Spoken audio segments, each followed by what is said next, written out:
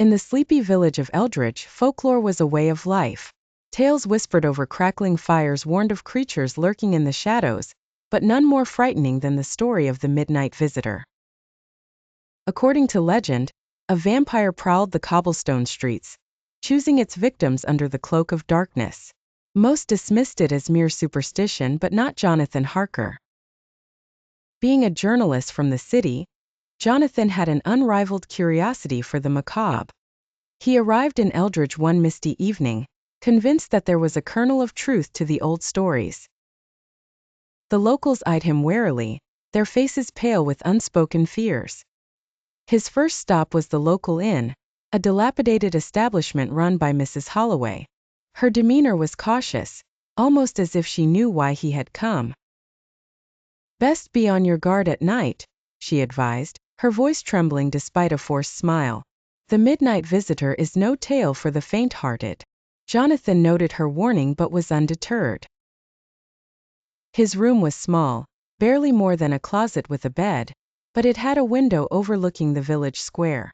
That night, as the clock struck 12, an eerie calm settled over Eldridge. Jonathan's eyes were glued to the foggy street below. Out of the mist emerged a silhouette, moving with an otherworldly grace. His heart pounded. Could this be the midnight visitor? The figure seemed to glide rather than walk, pausing in front of the inn. Jonathan could scarcely breathe. He fumbled for his camera, desperate to capture the ghastly apparition. The flash went off, and in that instant the figure's face was illuminated. A gaunt, pale visage with piercing red eyes that seemed to burn into his soul. The creature turned its gaze directly toward him.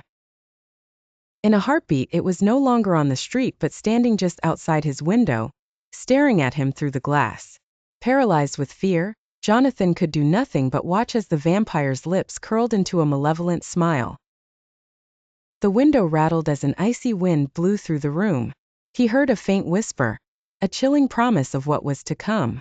Then, as suddenly as it had appeared, the figure vanished into the mist. Jonathan collapsed onto the floor, his camera still clenched in his hand. His encounter with the midnight visitor was proof enough. However, from that night on, he was never the same.